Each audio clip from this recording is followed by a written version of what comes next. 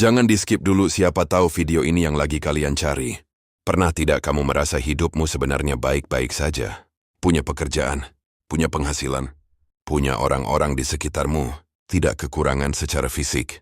Tapi entah kenapa, hati terasa kosong, bangun pagi terasa hambar, tertawa tapi tidak benar-benar bahagia, capek tapi tidak tahu penyebabnya. Lalu muncul pertanyaan, aku kurang apa sebenarnya? Perasaan ini nyata, dan banyak orang merasakannya. Hidup terlihat penuh dari luar, tapi kosong di dalam. Kenapa bisa begitu? Pertama, karena hidup kita terlalu fokus pada pencapaian luar. Nilai, uang, jabatan, status. Kita percaya kalau semua itu tercapai, hidup akan bahagia. Masalahnya, saat tercapai, kita justru merasa biasa saja. Target tercapai, lalu muncul target baru. Keinginan terpenuhi, lalu muncul keinginan lain. Hidup jadi kejar dapat lalu kosong lagi.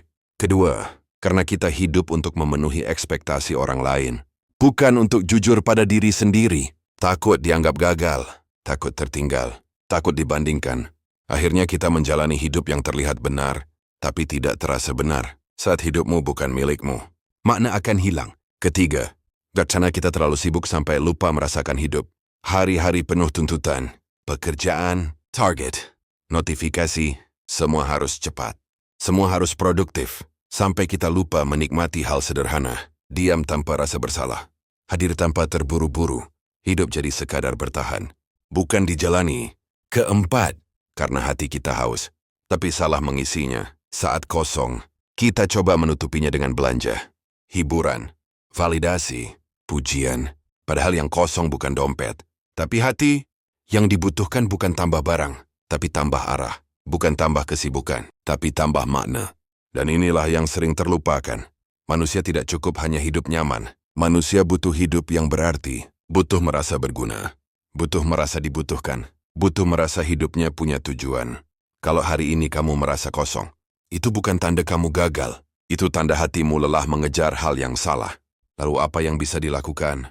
Pertama, berani berhenti sejenak. Bukan berhenti hidup, tapi berhenti dari kebisingan.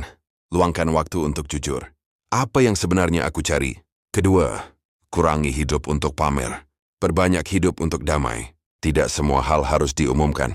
Tidak semua pencapaian harus dibandingkan. Ketiga, isi hidup dengan memberi, membantu, berbagi, bermanfaat.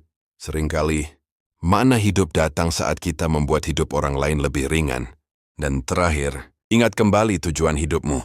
Hidup bukan tentang punya segalanya, tapi tentang hati yang tenang, arah yang jelas, dan